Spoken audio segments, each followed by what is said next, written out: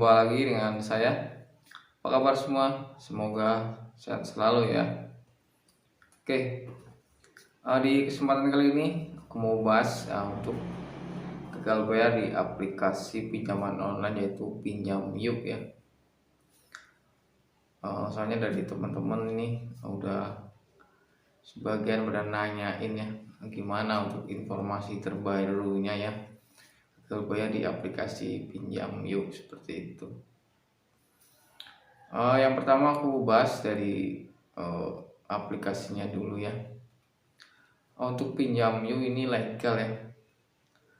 Bisa Anda cek di website resminya OJK ya.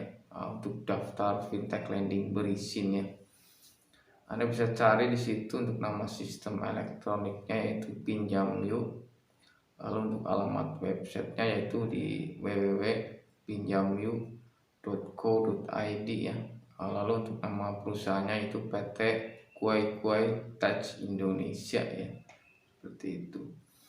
Jadi untuk Pinjam Yuk ini legal ya, berizin di OJK. Oke, ini aku juga mau kasih contoh ya. Nah ini ada penagihan dari aplikasi Pinjam Yuk ya. Ini melalui pesan WhatsApp ya. Ini yang banyak ditanyakan dari teman-teman ini pada dapat pesan seperti ini ya saat telat bayar.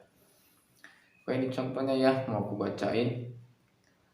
Di sini kepada yang terhormat ya, pelanggan aplikasi Pinjam Yuk, Bapak Ibu di tempat ya, seperti itu.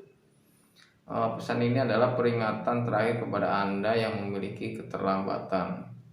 Atas keterlambatan tersebut terdapat serangkaian prosedur sesuai yang sudah disampaikan oleh tim pengingat kemarin.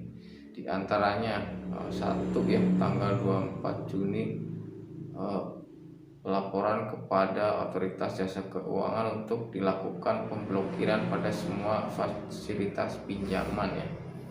Dua, pertanggal 1 Juli pelaporan kepada Lembaga Keuangan Perbankan Indonesia untuk dapat dilakukan backlist perbankan ya, seperti itu. Lalu yang ketiga, terjadwal pada tanggal 30 Juni dilakukan kunjungan oleh tim visit pihak ketiga dengan membawa surat peringatan serta surat risalah hutang piutang dari tim advokasi seperti itu. Oke. Ini dari teman-teman banyak ya yang dapat pesan seperti ini. Mungkin ada persamaan ya saat telat bayar dapat pesan seperti ini. Intinya dari pesan ini yang pertama yaitu pelaporan kepada otoritas jasa keuangan ya, seperti itu. Jadi memang kalau punya riwayat kredit ya, kredit macet pastinya akan pengaruh ya di historinya, di riwayat kreditnya ya, seperti itu. Lalu yang kedua, pertanggal 1 Juli pelaporan ke Lembaga Keuangan Perbankan ya. Ini yang dimaksud mungkin backlist ya, distrik OJK seperti itu. Lalu yang ketiga, terjadwal pada yang dilakukan ini mungkin mau ada kunjungan ke rumah ya, seperti itu. Oke, tapi untuk sejauh ini ya dari aplikasi Pinjam Yuk ini yang telat bayar itu memang dapat pesan seperti ini ya, katanya mau dikunjungi. Nah, tapi sampai dengan sekarang sih belum ada yang dikunjungi ya guys. Aku udah bahas aplikasi Pinjam Yuk ini yang gagal bayar itu sekitar 1 tahun yang lalu juga udah pernah ya. Jadi sampai sekarang sih informasi yang aku dapat belum ada yang dikunjungi ya. Jadi kalau mungkin mengatakan mau datang ke rumah itu masih sebatas gertakan ya, seperti itu. Oke, lalu yang kedua, banyak juga yang menanyakan ya apakah akan menghubungi nomor di luar kontak darurat ya atau sebar data. Nah, itu enggak ya, paling menghubungi ke kontak darurat ya guys. Ini juga ada contohnya ya yang menghubungi ke kontak darurat, mau aku bacain ya. ini siang Pak atau Ibu ya, tolong dibantu sampaikan ya. Nah, di sini ada namanya ya. Jangan lari tanggung jawab, mohon segera dibayarkan hari ini pada aplikasi Pinjam Yuk.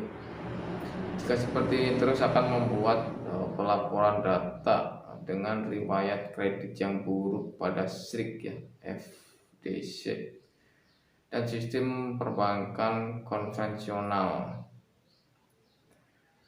Sekali lagi saya minta tolong disampaikan ya. Ini yang jelas intinya menghubungi ke kontak darurat ya guys.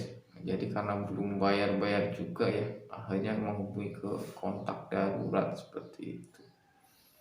Maka saran saya buat teman-temannya yang mungkin telat bayar ya, kan biasanya tuh nyantumin ya nomor-nomor kontak darurat, ada sekitar 2 atau 3 nomor ya.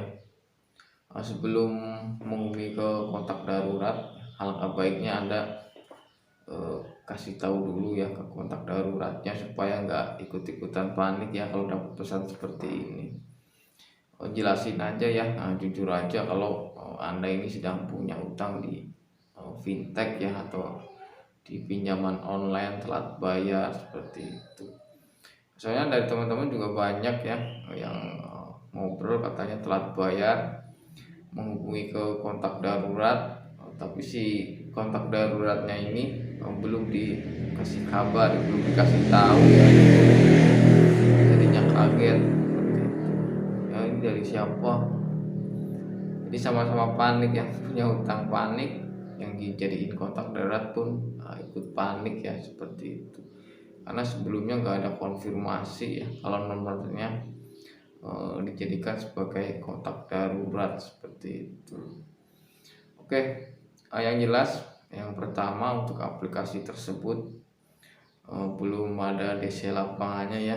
Jadi buat teman-teman gak usah panik ya, karena belum ada kunjungan ke rumah ya, atau nggak akan dikunjungi ke rumah ya. Jadi sejauh ini belum ada informasi ya yang dikunjungi dari aplikasi tersebut. Lalu yang kedua, untuk sebar data enggak ya, paling menghubungi ke kontak darurat seperti itu. Jadi enggak sebar data atau menghubungi nomor-nomor lain selain kontak darurat itu enggak ya. Paling hanya menghubungi nomor yang ada cantuman di dalam aplikasi ya, seperti itu. Oke, mungkin itu ya sedikit informasi dari saya. Semoga bermanfaat. Dan mohon maaf jika ada kata-kata yang salah. Sampai jumpa di video berikutnya dan terima kasih.